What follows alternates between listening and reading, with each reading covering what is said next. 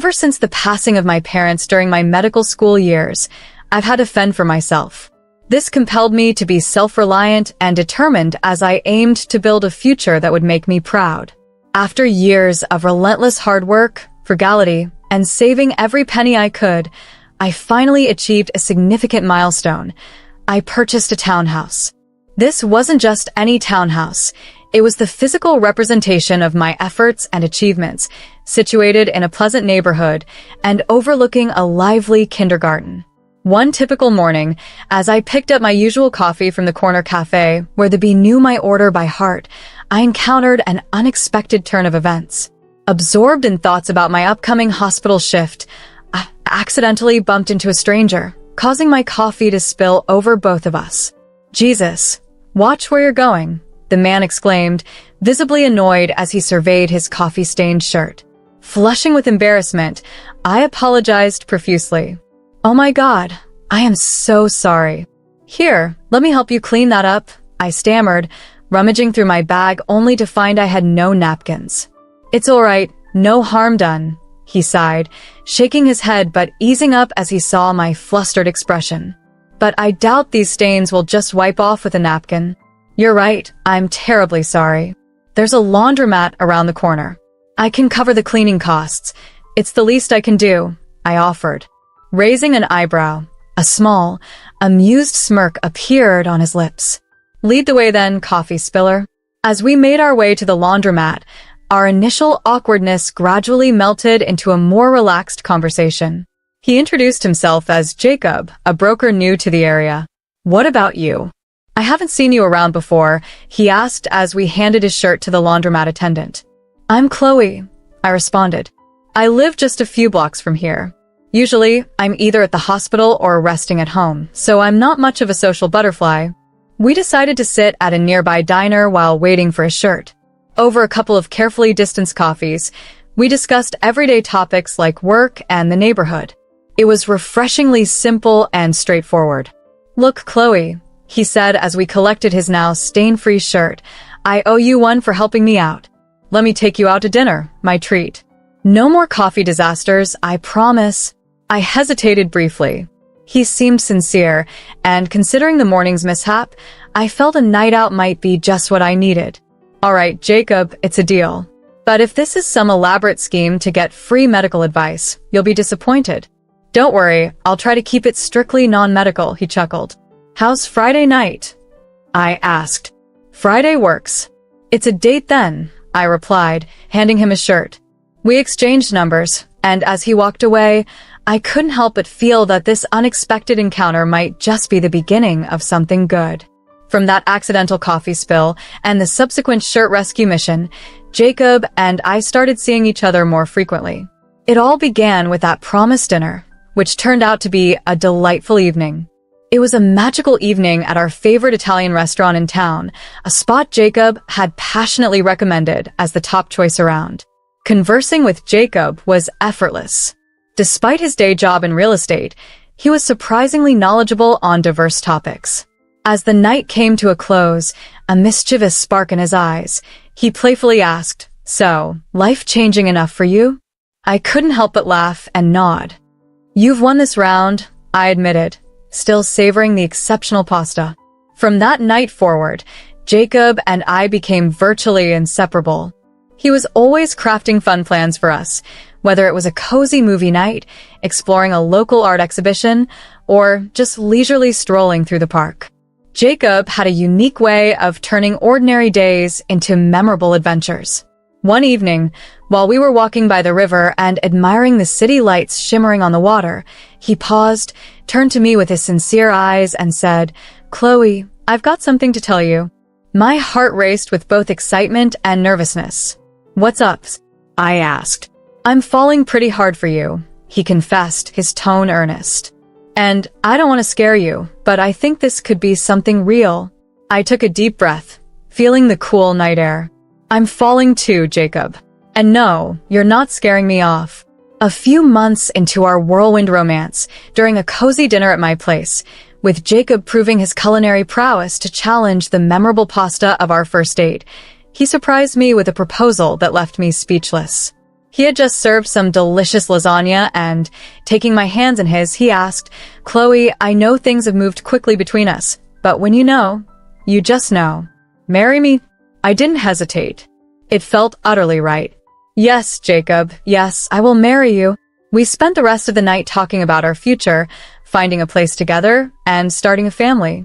Everything seemed perfect, and I couldn't recall the last time I had been this joyful. However, the unexpected return of Jacob's parents from Thailand, just before our wedding, introduced a change I hadn't foreseen.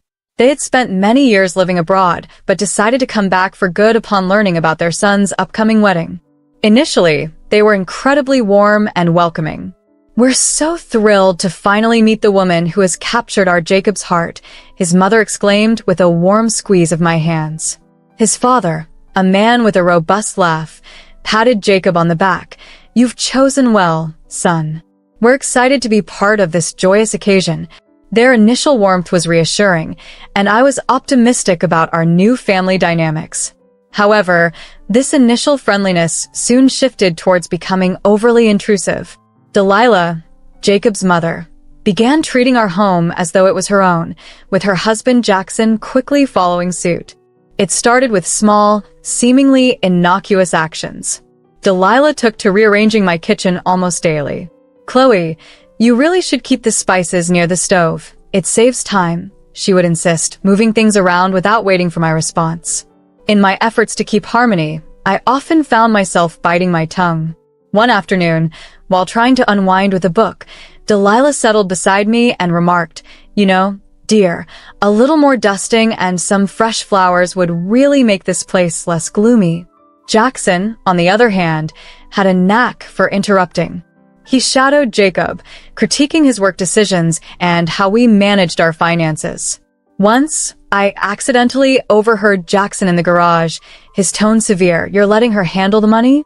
You need to watch that, son, and ensure it's spent wisely." Their constant meddling was overwhelming, but the final straw was when Delilah unilaterally decided to throw a party for her friends at our house without consulting us. She downplayed it. "It's just a small get-together," as if it were nothing significant. When I sought Jacob's support, he simply said, "Mom loves hosting. Let her have this one. It makes her happy, and it's not a big deal, right?" Reluctantly, I agreed. However, this small gathering turned into a lavish affair with over 20 guests, all from Delilah's social circle, turning my living room into a weekly club venue. I spent the entire day preparing food, only to feel like an outsider in my own party. Delilah paraded me around as if she were the host, and I merely her helper. "Chloe helped out," she would say, patting my arm, while her friends merely nodded and quickly resumed their conversations with her. The evening reached its boiling point when one of her loud friends complimented Delilah. "You've really whipped this place into shape. Jacob was smart to bring you back here." Frustration and humiliation surged through me. After the guests left, I confronted Jacob. "This can't happen again. It's not okay, and you know it." He looked weary and admitted, "I know, it's just, Mom can be a lot. But what can I do? She's my mom." My response was tinged with hurt, "But I'm your wife. That should count for something, shouldn't it?" He had no reply, and I spent the night awake, dreading that this disregard for my boundaries would define my future. Week after week, my home became the venue for Delilah's endless social gatherings. Each event, with its noise and disregard for our space, left me feeling more alienated. Eventually, I reached my limit. One day, I firmly told Delilah, "I'm sorry, but we can't host these parties every Saturday. It's just too much." Her shock was immediate, her response fiery. "Too much? You ungrateful girl. This is what family does for each other." But I knew I had to stand my ground for the sake of my own well-being. We provide hospitality and entertainment, and we support each other. As Delilah spoke, her voice grew louder with each declaration, making the walls of my home feel as though they were closing in on me. "Delilah, please lower your voice. Let's discuss this calmly." However, calmness was clearly not on her agenda. Her face flushed a deep red, a hue so intense it reminded me of dramatic scenes from films. She began to pace, her arms waving frantically, and then, to my horror, she started tossing decorative pillows across the room as if they were stand-ins for my face. "You need to listen," she yelled. "If you don't agree to these small favors, I can make life extremely difficult for you." Her voice was loud now, cutting through the friendly facade we had maintained. When she threatened to push her son to divorce me if I didn't agree, a chill ran through me. "Jacob will side with me. He always does. Don't fool yourself into thinking he'll choose you over his own mother." I was staggered. She was using the threat of divorce as leverage to control me, revealing just how much Jacob was still influenced by his mother. It felt like a physical blow. At that moment, Jacob, hearing the noise, rushed into the room. "Mom, what's going on here?" He was visibly confused, looking back and forth between his angry mother and me. "Your wife is being unreasonable, Jacob. I'm simply asking for a bit of cooperation, and she's denying it," his mother insisted. Jacob looked at me, his eyes pleading for a resolution. "Chloe, can't we just," he started. "No, Jacob, we can't," I interrupted, my voice stronger than I felt. "This isn't about a party. It's about respect and boundaries. Your mother just threatened to tear us apart." Shock passed over Jacob's face. Then he turned to his mother. "Mom, you didn't," he said, his voice full of disbelief. "I did, and I will if she doesn't start showing some respect around here," Delilah replied firmly, ready for a confrontation. She then turned and stormed out, slamming the door behind her. Taking a deep breath, I made a radical decision. "Jacob, I think we need to separate. Not genuinely, just on paper. We need to show your mother that our decisions are ours alone, not made under her pressure." It took a lot of convincing, many tearful talks, and sincere promises that this was just a strategy, not the end for us. So, we quietly filed for a divorce, a feint to claim our independence. It was the most difficult decision of my life, pretending to leave the man I loved to safeguard our marriage from the oppressive hold of his mother. The next Saturday, as Delilah and her group of friends arrived at our house for their usual social gathering, they were met with an unexpected scene. I was standing firm on the front porch, my posture resolute, my determination clear. As Delilah got out of her car and noticed me standing alone, her smile vanished. "Chloe dear, aren't you going to let us in? We have our little gathering, remember?" she said, her voice still authoritative. "No, Delilah, there won't be any gathering here today or ever again," I replied calmly but firmly. She looked puzzled and narrowed her eyes. "What are you talking about?" "This is my son's house, and I decide." "It was your son's house," I corrected her sharply, cutting her off. "And as of last week, it's mine alone." Delilah and Jacob have parted ways. Jacob no longer resides here and will not be participating in these social events anymore. Delilah's face registered shock and disbelief as she struggled to accept the news. She insisted this must be a mistake, claiming Jacob would never agree to such a thing. But the truth was, Jacob had agreed, and I was firm in my resolve, no longer willing to be overshadowed by her presence. Feeling a rush of empowerment from standing my ground, I could sense the shift in control.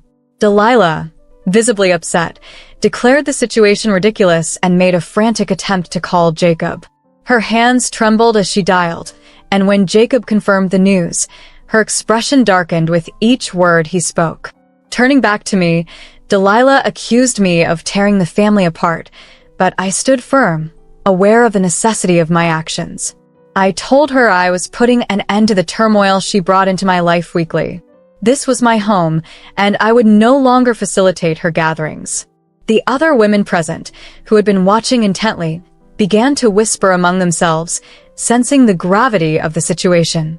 With a dramatic turn, Delilah left, her entourage in tow, leaving behind a palpable silence and a cloud of dust from their swift departure. Following our public separation, Jacob and I continued to see each other discreetly, meeting in unassuming places to maintain some semblance of normalcy. It was a surreal situation, reminiscent of teenage secrecy, and carried its share of pain and necessity. On a cool evening, Jacob texted me to meet at the Old Town Diner, a place with a nostalgic feel and a broken neon sign, away from prying eyes. Filled with a mixture of excitement and apprehension, I made my way there, careful to avoid familiar faces. As I sat across from Jacob in the diner, I noticed the weariness etched into his features. We exchanged quiet greetings, each expressing how much we missed the other. Jacob shared how difficult it had been, not being able to come home, dealing with his mother's overpowering nature. We discussed the importance of our current distance, hoping it would help Delilah realize the necessity of our space. Despite the challenges, we acknowledged the need to persevere. As we talked, the waitress brought over coffee and fries, and we paused our conversation, grateful for the momentary distraction. Once alone again, we continued, discussing the loneliness of the house without each other's presence, yet appreciating the peace it brought. The evening unfolded with a quiet, bittersweet intimacy, a stark contrast to the chaos we had left behind. "Chloe, I've been reflecting," Jacob began, snapping a fry in three. "Perhaps it's time we searched for a new place, somewhere we can start anew, away from the current turmoil." The thought was both exciting and intimidating. I liked the idea, but what about our finances and this house? I questioned. "We'll manage," he replied with assurance. "I'll handle the house details, perhaps even speak with a broker about selling it. As for finances, we've always worked well together on that front." "That's true," I concurred, a flicker of hope igniting within me at the prospect of a fresh start just for us. "Let's do it. Let's find a place that's truly ours." We spent the next hour discussing potential neighborhoods, the kind of home we'd like, and our decorating plans. Dreaming together and planning our future felt uplifting, a contrast to the past few months. When it was time to leave the diner, the cool air made me shiver. Jacob took off his jacket and draped it over my shoulders. "I've got you," he murmured, drawing me into a warm embrace. "I know," I whispered back, clinging to him. "And I've got you." That night, we parted with a plan and our spirits buoyed by the promise of a new beginning. It wouldn't be easy, but with Jacob by my side, I was confident we could face anything, even Delilah. A year later, our efforts bore fruit. I had saved enough money, and Jacob, utilizing his real estate expertise, secured us a splendid house in a fantastic area with a beautiful garden. To commemorate and solidify our renewed commitment, we opted for a quiet re-wedding with a few close friends privy to our journey. As we reaffirmed our vows, the burdens of the previous year seemed to dissolve. Eventually, we needed to retrieve a few last items from our former townhouse. One Saturday morning, we drove there, only to find Delilah and Jackson waiting at the front door. Delilah's face beamed unnervingly as we approached. "We need to talk about family gatherings. Now that you're back, we can start planning the next one right here," she exclaimed eagerly. Jacob's expression darkened. "Mom, we're not staying. We're just here to pick up some things. We've moved out." Her smile briefly wavered, but then returned. "Moved out? Oh, then this place is free for parties." A twinge of irritation surged within me, but I maintained my composure. "Delilah, we've sold the townhouse. It's no longer ours. We're here to collect our last belongings." It took a moment for the reality to hit her, and her expression shifted from confusion to dismay. "Sold? But where will you live? Where will the—" At a recent family gathering, Jacob took a decisive step forward, his voice steady and resolute. "Mom, the townhouse is no longer our concern, and we won't be sharing our new address. I regret the way things unfolded previously, but we're embracing a new beginning. It's perhaps time for you and Dad to rediscover your passion for travel, like you used to." Delilah, previously bubbling with excitement, was visibly taken aback. Her mouth moved as if to speak, but no words came out. Jackson, who had been silently watching the conversation, placed a comforting hand on her shoulder, which she quickly shrugged off, her eyes locked onto Jacob. "You're choosing her over your own family?" Delilah's voice trembled with a blend of anger and pain. "Yes, Mom. I am choosing my wife," Jacob responded firmly. "It's not about taking sides. It's about honoring our life together." Before Delilah could respond, Jacob gently kissed my hands, reaffirming his commitment in front of his parents. Delilah stood still, her expression a mix of frustration and disbelief. Jackson seemed to understand that the argument was settled and slowly guided her back to their car. After moving into our new home, the tranquility I had longed for seemed within reach. Jacob and I cherished our newfound privacy and the freedom that accompanied it. However, Delilah Diaz in a desperate attempt to discover our whereabouts. Thankfully, our friends respected our privacy, keeping our address confidential and supporting our decision to maintain our privacy. Delilah's frustration mounted with every failed attempt to reach us, and she began to confront us more directly. The phone calls became more frequent and intrusive. From the outset, Jacob and I agreed that responding to her would only fuel her actions, so we chose to ignore the calls. This only infuriated her further, driving her to take more drastic measures. One evening, after a particularly exhausting day at the hospital, I was heading to my car when I saw Delilah waiting in the staff parking lot. My heart sank. As I approached, her expression was one of anger and resolve. "Chloe, you can't ignore me forever. Tell me where you live," she demanded, her tone sharp. Keeping my distance, I warned her, "Delilah, this has to stop. You're not welcome here, and you're certainly not welcome in our lives if this continues." She scoffed and stepped closer, her presence more intimidating. "You think you can just shut me out? Jacob is my son. I have rights." My patience thinned, and my concern for my safety grew. "If you don't leave now, I'm calling security. This is harassment, Delilah." Her eyes narrowed, disbelieving I would take a stand. Without another word, I pulled out my phone and dialed security. Within minutes, a security officer arrived, and I quickly explained the situation. Delilah was still ranting as the officer approached. "Ma'am, you need to leave the premises now. You are causing a disturbance," the officer said firmly. With the officer's presence, reality seemed to dawn on Delilah. Her face flushed with anger, but she hesitated, glancing between me and the officer. "This isn't the end," she muttered, though her voice lacked conviction as she turned and walked away. After the incident, I warned her that any further approaches would lead me to involve the police and press charges for harassment. It seemed my firm stance had an impact. Delilah's attempts to contact us ceased abruptly. Weeks later, we were relieved to hear from a mutual friend that Delilah and Jackson had decided to move back to Thailand permanently. The news brought profound relief, lifting the final cloud over our new life, allowing us to truly start afresh.